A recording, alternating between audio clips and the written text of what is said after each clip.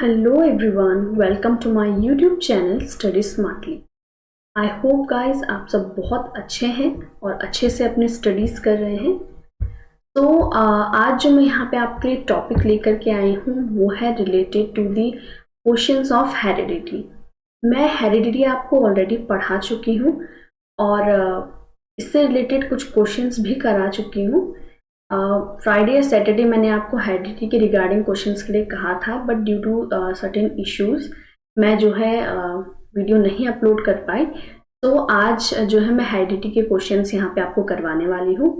आप ये बिल्कुल ध्यान रखिएगा कि आप जब हेरिडिटी के क्वेश्चंस यहाँ पे करें तो आप डायरेक्टली मेरे सॉल्यूशन देख करके उसे सॉल्व ना करें। आप फर्स्ट ऑफ ऑल क्वेश्चन को रीड करें, अच्छे से खुद से देखें कि आपको आंसर आ रहे हैं या नहीं आ रहे हैं, और उसके बाद आप जो है मेरे सॉल्यूशन से अपना आंसर को मैच कर सकते हैं। Okay, so let's get started. So the first question is,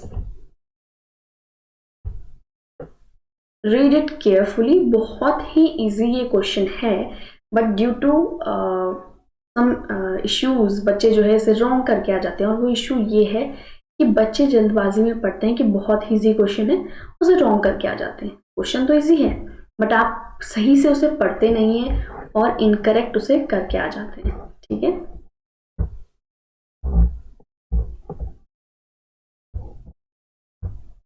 so the question is, what is the total number of chromosome? Total number of chromosome. Okay, आपसे टोटल नंबर पूछा है chromosome का, found in human beings. Human beings में total number of chromosome कितने होते हैं? अब सबसे पहले माइंड में आएगा 23 पेयर्स। ओके, 23 ही माइंड में आता है, और अगर ऑप्शन में ये होगा तो आप एमसीक्यू में से टिक करके आ जाएंगे या फिर इसे लिख कर आ जाएंगे। बट ये इस क्वेश्चन के अकॉर्डिंग है रॉन्ग, बिकॉज क्वेश्चन में आगे भी कुछ लिखा है, वो लिखा है नॉट इन पेयर्स, यानी कि पेयर में नहीं पूछा जा रहा है। अगर पेयर में पूछा जाएगा तो हम लिखेंगे 23 पेयर्स। ठीक है, ये बिल्कुल करेक्ट है, बट अगर ये ऑप्शन में है ही नहीं, क्वेश्चन के अकॉर्डिंग में नहीं है, तो क्वेश्चन के हिसाब से आंसर रॉन्ग हो चुका है। तो अगर हमें पता है 23 पेयर्स होते हैं और पेयर में नहीं पूछ रहा है, तो इट मीन्स कितने क्रोमोसोम होंगे? 46 क्रोमोसोम। अभी आप पेयर्स में नहीं बोलेंगे, 46 chromosome. Okay, so the answer will be 46. Coming to the next question. ध्यान से क्वेश्चन पढ़िए, बहुत ही इजी है। अगर आपने मोनोहाइब्रिड डाईहाइब्रिड क्रॉसेस अच्छे से समझे हैं तो आप हेरिडिटी के क्वेश्चन बहुत ही आराम से कर सकते हैं। प्रैक्टिस करेंगे तो आप आसानी से इसे कर लेंगे। अगर आप ये क्वेश्चन ध्यान से देखें तो क्वेश्चन में क्या पूछ रहा है? क्वेश्चन में पूछा है in peas pure tall plant, capital T capital T. Pure tall plant है capital T, is crossed with pure short plant small T. इसको क्रॉस कराया जा रहा है प्योर शॉर्ट प्लांट से, यानी कि स्मॉल टी से। द रेशियो पूछा है आपको of pure tall plants to pure short plant in F2 generation. अब आपको ध्यान क्या क्या रखना है? एक तो आपको रेशियो पूछा है प्योर टॉल प्लांट का, प्योर ड्वार्फ प्लांट का, शॉर्ट प्लांट का, वो भी F2 जनरेशन में। ठीक है, अब आप सोचेंगे कि हम किसका रेशियो बताएं, जीनोटाइप का बताएं या फिनोटाइप का बताएं? देखिए, मैंने आपको जीनोटाइप और फिनोटाइप में ऑलरेडी डिफरेंस बताए हैं मेरे हेरिडिटी के लेक्चर में। अगर आपने नहीं देखा है तो आप जो है मेरे चैनल पे जाके उसे देख सकते हैं। ठीक है, तो यहाँ पे प्योर अगर टॉल बोल रहा है तो ये फिनोटाइप पूछ रहा है। अगर ये बोलता कि हेट्रोजाइगस डोमिनेंट या होमोजाइगस डोमिनेंट, वो क्या हो जाता? जीनोटाइप। तो ये फिनोटाइप पूछ रहा है, आपको फिनोटिपिक रेशियो पूछ रहा है। ठीक, तो यहाँ से हमें पता है, अगर आपको मेंडल का मोनोहाइब्रिड, मेंडल ने जो क्रॉसिंग करवाई थी मोनोहाइब्रिड, हमने पढ़ा था मोनोहाइब्रिड क्रॉस, वो अगर आपको याद होगा तो यहाँ से क्या आएगा? कैपिटल टी, यहाँ से स्मॉल टी, गैमेट्स बने, दोनों क्रॉस करेंगे तो क्या बनेंगे? F1, capital T small T, सारे ऑल टॉल। और ये कौन सी जनरेशन है? F1 generation. ठीक है, अब यहाँ पे क्या है, सेल्फिंग हुई थी, यानी कि सेल्फ क्रॉस हुआ था, और जब यहाँ पे सेल्फ क्रॉस होगा तो उसके बाद जो प्रोजेनी बनेगी वो होगी F2 जनरेशन। ठीक है, यहां से अगर हम देखें तो इससे ये क्रॉस होगा, that is capital T capital T,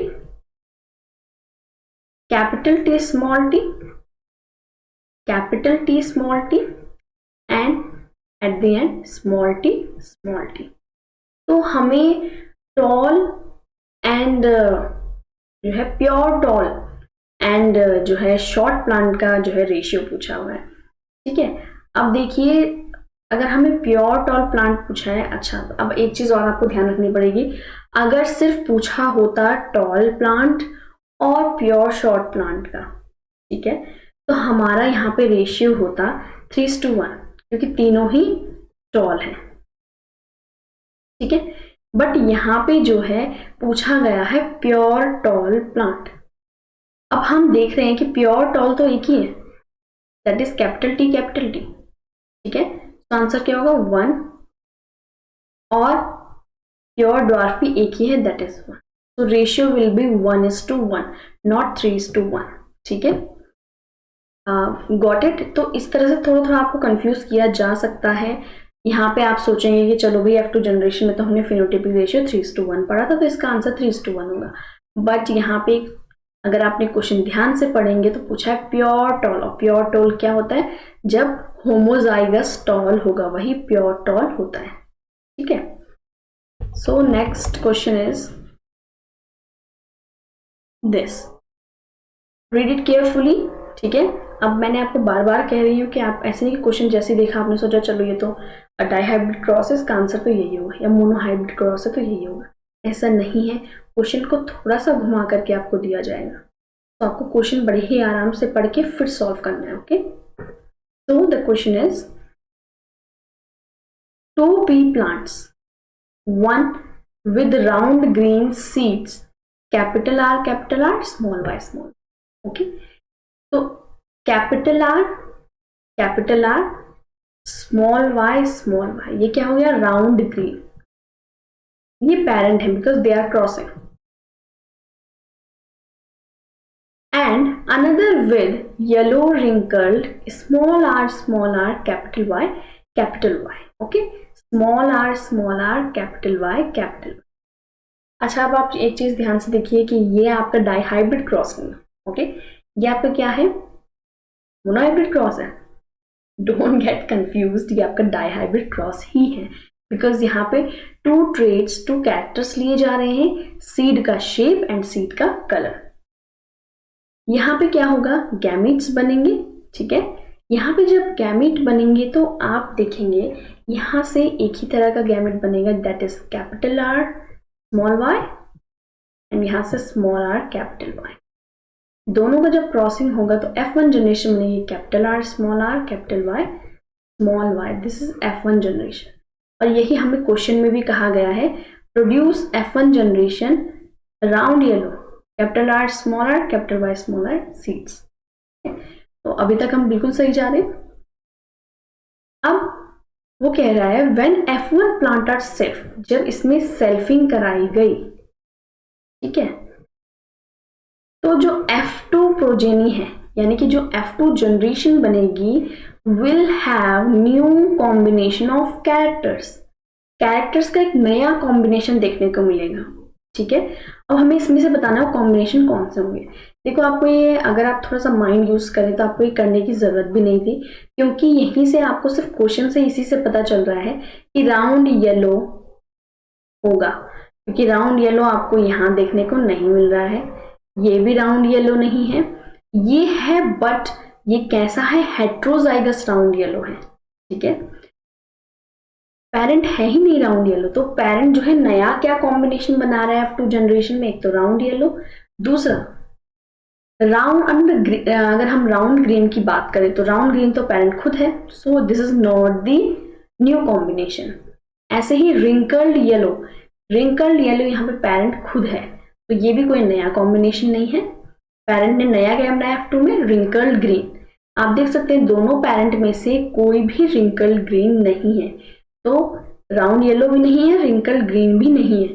parent क्या है, round green and wrinkled yellow. So ये दो जो है नए कॉम्बिनेशन इन दोनों पेरेंट्स ने आपस में क्रॉस करके बनाए हैं। So the answer will be first and fourth. So यहाँ पे करेक्ट क्या होगा, B option.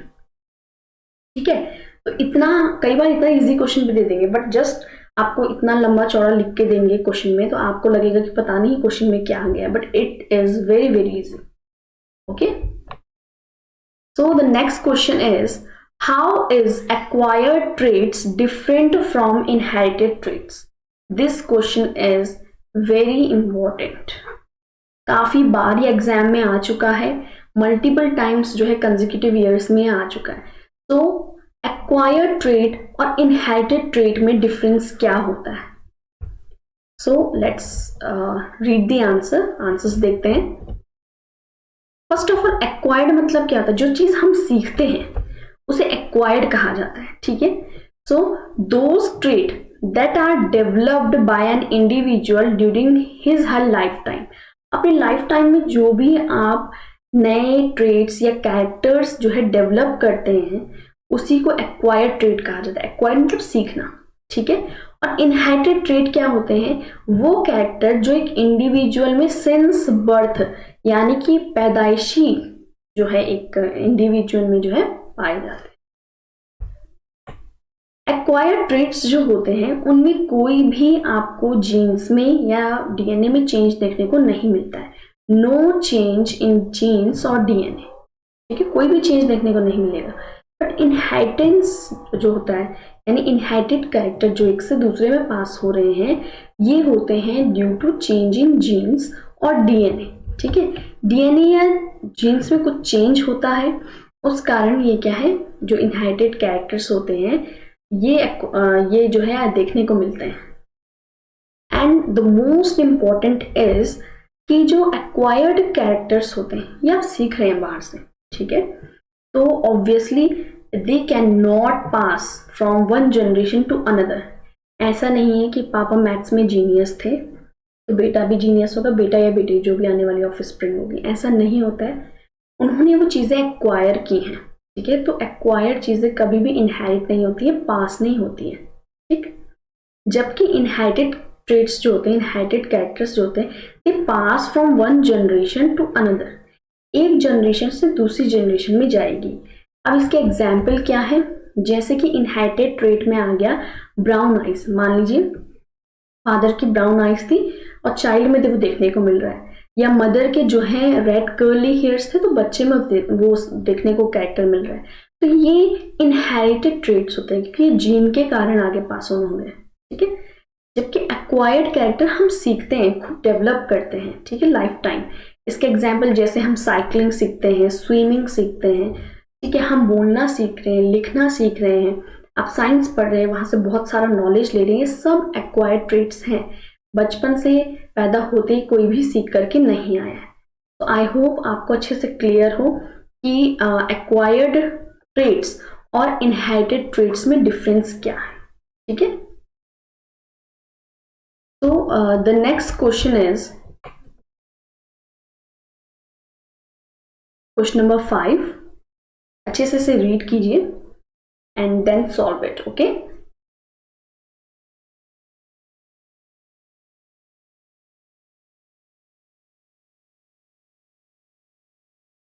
okay, so the question is, a green stemmed rose plant, एक ग्रीन स्टेम रोज प्लांट है denoted by capital G capital G. आपको देखो ऐसे नहीं आपने पूरा क्वेश्चन पढ़ लिया उसके बाद आप सॉल्व करने जा रहे हैं, आपको ऐसा बिल्कुल भी नहीं करना है। आपको जेनेटिक्स के क्वेश्चन में साथ साथ में लिखते भी जाना है कि क्वेश्चन क्या बोल रहा है। तो उसने कहा है ग्रीन स्टेम रोज प्लांट, जिसको डिनोट किया है कैपिटल जी से। ठीक है, and a brown stemmed rose plant, brown stem को स्मॉल जी से जो है डिनोट किया गया है। ठीक है, are allowed to undergo cross with each other, यानी कि इनके बीच में क्या कराया गया, क्रॉस करवाया गया। अब ये जो क्रॉसिंग करवाई गई ग्रीन स्टेम रोज प्लांट और जो है ब्राउन स्टेम रोज प्लांट के बीच में, इससे रिलेटेड कुछ क्वेश्चंस आपको पूछे गए हैं, ठीक है। ऑब्जर्वेशन करनी है, आपने क्रॉसिंग करवा के देखना है और फिर आपसे क्वेश्चन पूछा है जैसे कि colour of stem in F1 generation. F1 generation में जो स्टेम का कलर होगा वो क्या होगा। तो सिंपल से हम देख रहे हैं सिर्फ स्टेम का कलर है, means it is a monohybrid cross.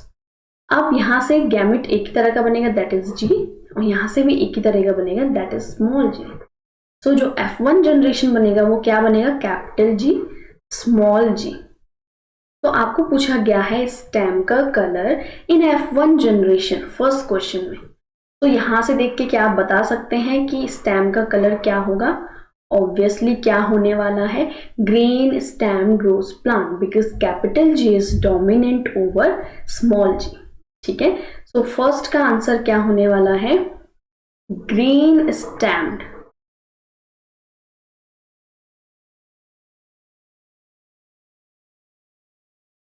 ठीक है,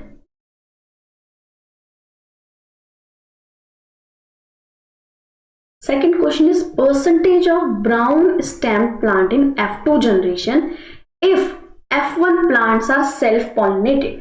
अगर F1 में सेल्फ पॉलिनेशन हुआ यानी कि यहाँ पे सेल्फ फर्टिलाइजेशन हुआ तो F2 में ब्राउन स्टेम प्लांट का क्या परसेंटेज होगा। अब आप ध्यान रखेंगे यहाँ पे रेशियो नहीं पूछा है, आपसे परसेंटेज पूछा है। तो हमें पता है सेल्फिंग होगी तो ये क्या बनेगा, capital G small g cross करेगा कैपिटल G स्मॉल g से, ठीक है। और गैमेट्स बनेंगे कैपिटल G, यहाँ पे small g, capital G small g, cross कराएंगे तो बनेगा capital G capital G, capital G small g। आप चाहे तो पुनेट स्क्वायर की हेल्प से भी इसको कर सकते हैं, capital G small g and small g small g।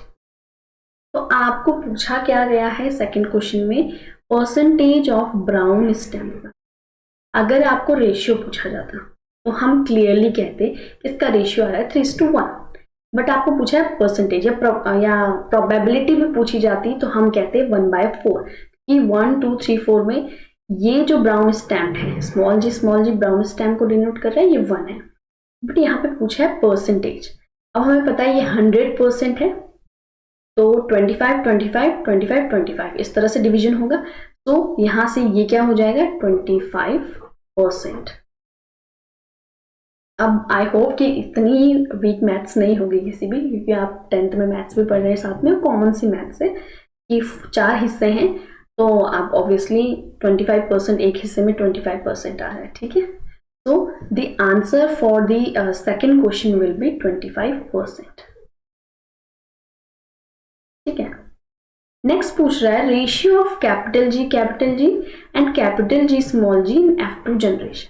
F2 generation में कैपिटल G और कैपिटल G स्मॉल g का रेशियो पूछ रहा है। ध्यान रखिएगा, ऐसे नहीं कि F2 जनरेशन में आपने सुना रेशियो और सीधे 3:1 लिख दिया, ये आपसे ये नहीं पूछ रहा है। ये आपसे पूछ रहा है किसका रेशियो, कैपिटल G और कैपिटल G स्मॉल g का।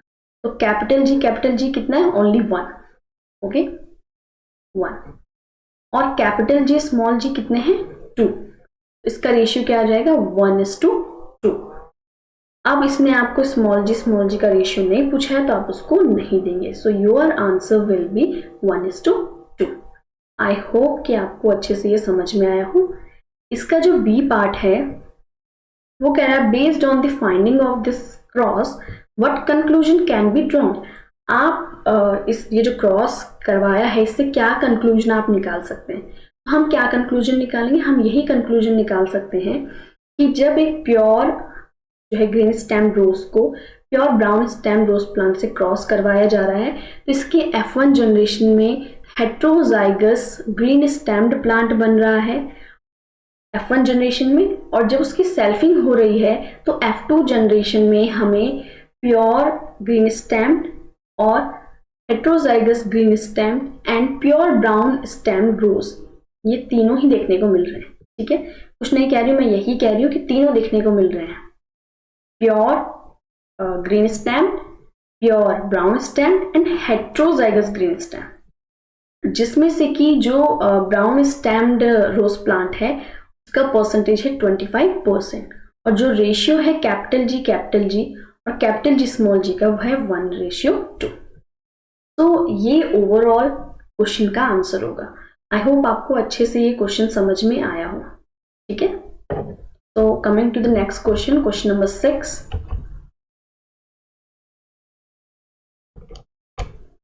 What does the chromosome in human other than sex chromosome called? Sex chromosome के अलावा जो क्रोमोसोम होता है उसे क्या कहा जाता है? मैंने आपको पढ़ाया भी था कि 23 पेयर ऑफ क्रोमोसोम होता है, जिसमें से कि 1 पेयर जो होता है वो सेक्स क्रोमोसोम होता है, बाकियों को कहा जाता है ऑटोजोम। ठीक है, तो next question is the following results were obtained by a scientist who crossed the F1 generation of pure breeding plant for round and wrinkled seed। तो यहाँ पे आपको ये टेबल दी गई है और क्वेश्चन कहा गया है एक साइंटिस्ट ने क्रॉस करवाया और F1 जनरेशन में उनको जो है ये देखने को मिला, ये रिजल्ट उनको मिला कि जो ऑफ स्प्रिंग है इतने नंबर ऑफ ऑफ स्प्रिंग देखने को मिले। ठीक है, तो राउंड और रिंकल्ड सीड के बीच में उन्होंने क्रॉसिंग करवाया। अब मैंने आपको क्वेश्चन का मीनिंग भी बता दिया है, तो एक बार आप इस क्वेश्चन को खुद से ट्राई कीजिए, फिर जो मैंने सॉल्यूशन कराया है आप उसे देखिएगा और देखिएगा कि आपने सही किया है या नहीं किया है, कहाँ पे आपकी मिस्टेक्स है, ये सब कुछ आप चेक कीजिए। ओके,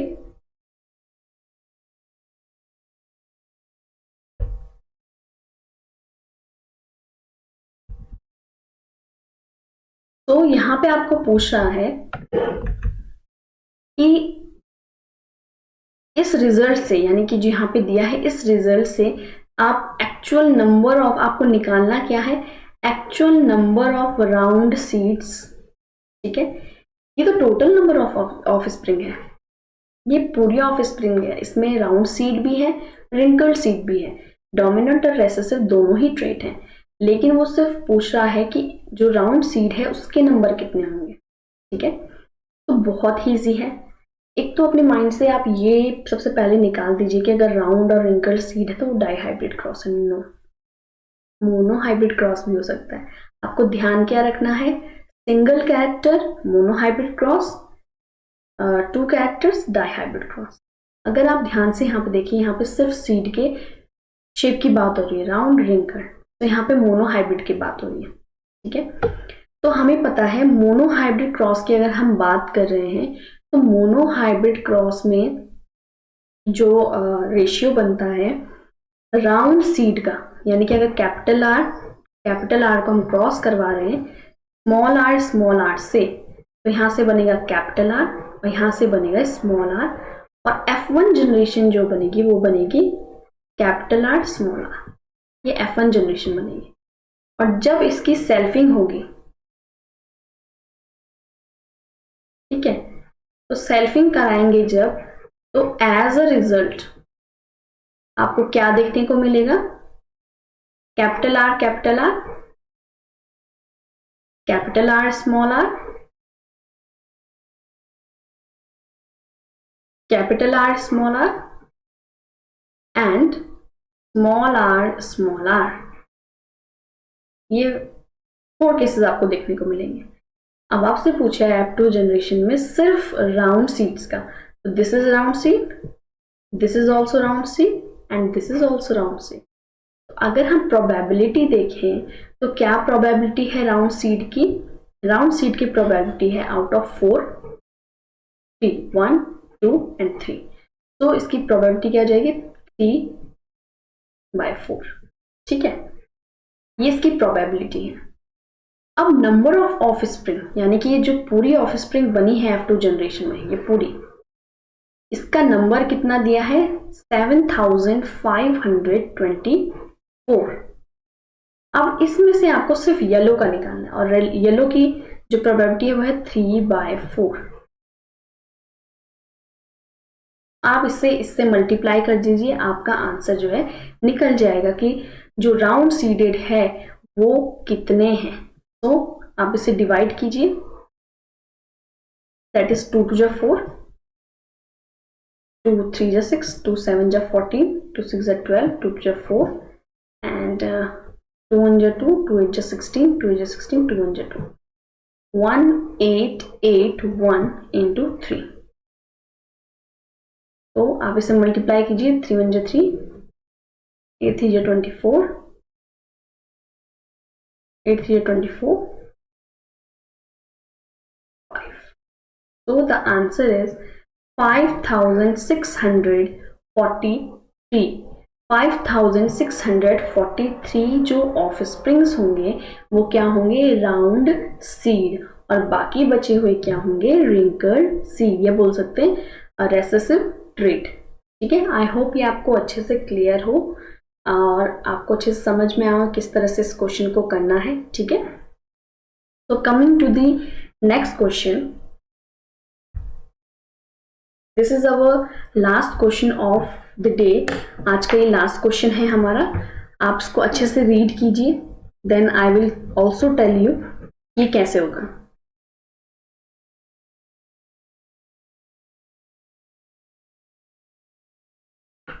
ब्लड ग्रुप से रिलेटेड क्वेश्चंस आ जाते हैं हेरिडिटी में। ठीक है, चलिए, if a man with A blood group, ठीक है, मैंने हेरिडिटी में आपको ब्लड ग्रुप यानी कोडोमिनेंस अच्छे से बताया था। ए ब्लड ग्रुप, एक मैन है उसका ए ब्लड ग्रुप है। अब हमें पता है अगर इस मैन का ब्लड ग्रुप ए है तो या तो आई होगा या तो आई ए होगा, यही अलील्स हो सकते हैं। ठीक है,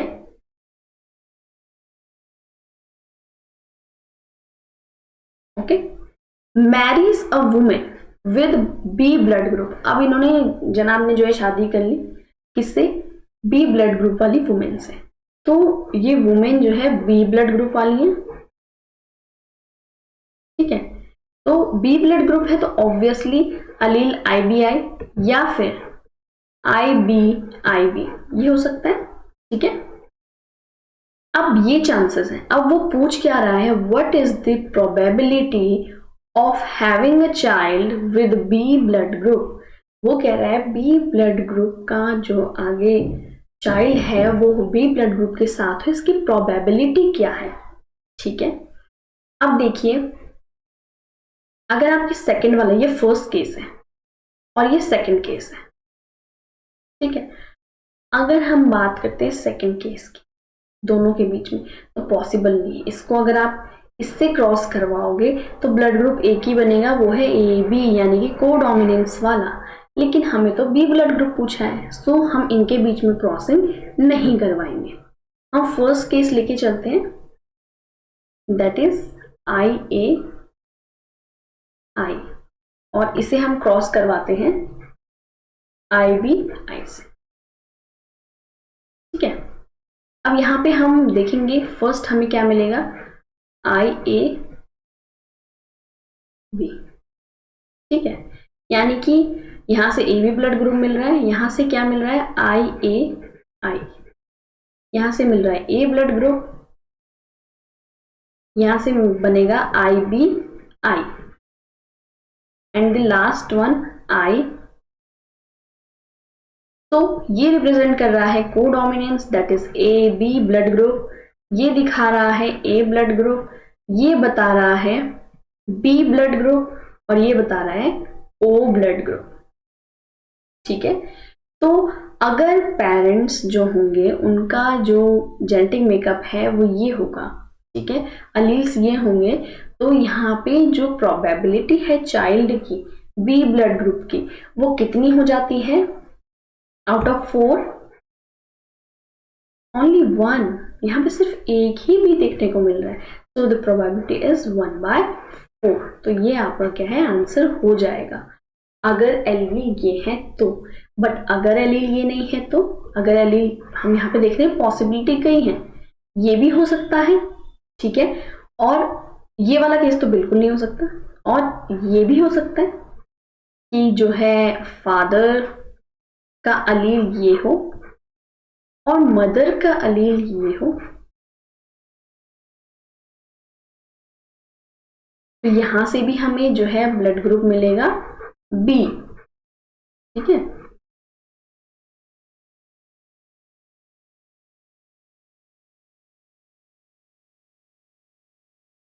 आप क्रॉसिंग करवाएंगे अच्छे से तो आपको देखने को मिलेगा कि यहाँ से जो प्रोबेबिलिटी है बी ब्लड ग्रुप की वो बिल्कुल चेंज हो गई। ठीक है, इसीलिए मैंने कहा कि यहाँ पे चांसेस आ जाते हैं। अगर ये आपके पास एमसीक्यू में आता है और मान लीजिए ये ऑप्शन नहीं है 1/4, तो आप ये नहीं बोलेंगे ये गलत है, इट मीन्स एलील ये नहीं है, एलील ये है। और अगर ये आपको एमसीक्यू में नहीं आता है तो आपको दोनों केसेस करके दिखाने हैं, या आपको ये केस भी करके दिखा सकते हैं डिपेंडिंग ऑन द मार्क्स। ठीक है, तो यहाँ पे जो है अगर देखें तो ये ए बी बन रहा है। ठीक है, ए बी ब्लड ग्रुप, ये भी क्या बन रहा है, ए बी ब्लड ग्रुप, ये बन रहा है बी ब्लड ग्रुप, एंड ये भी क्या बन रहा है, बी ब्लड ग्रुप। तो यहाँ पे प्रोबेबिलिटी क्या हो गई, 2/4, दैट इज इक्वल टू 1/2, यानी हाफ, 50% चांसेस है कि बी ब्लड ग्रुप होगा। ठीक है, गॉट इट। तो आई होप आपको अच्छे से समझ में आया हो। जो भी आपको थोड़ी दिक्कत हो रही थी हेरिडिटी के क्वेश्चंस में, वो आपसे अब सॉल्व हो जाएंगे। एंड आप इसके लिए हेरिडिटी के लिए आप प्रैक्टिस कीजिए क्वेश्चन की, तभी आपको अच्छे से क्लियर होंगे। बिना प्रैक्टिस के आपको ये नहीं आएंगे। और आज के सेशन में आपने देखा होगा कि सबसे ज़्यादा इम्पॉर्टेंट है कि आप क्वेश्चन को कैसे रीड करते हैं। हेरिडिटी के क्वेश्चंस आपको बहुत ही केयरफुली रीड करने हैं। सिर्फ एक बार रीड करने से नहीं होगा, एटलीस्ट 2 बार आपको रीड करने होंगे सही से। क्वेश्चन में ही आंसर्स जो होंगे वहाँ प्रेजेंट होंगे। ठीक है, आई होप आपको अच्छे से ये समझ में आया हो। अगर आपको जो है वीडियो अच्छी लगी है तो वीडियो को लाइक करें, शेयर करें और चैनल को सब्सक्राइब ज़रूर करें। और नेक्स्ट वीडियो जो होगा हमारा वो होगा nutrition in human being, class 10th का ही लेक्चर होगा नेक्स्ट, वो होगा nutrition in human beings. Thank you so much, take care, bye bye, and जो है अच्छे से अपनी तैयारी कीजिए। ओके, सो आई होप कि आप जो है अच्छे से प्रिपरेशन करेंगे। कहीं पे भी कोई भी दिक्कत आती है आज कमेंट सेक्शन में जा करके आप मुझे जो है बता सकते हैं।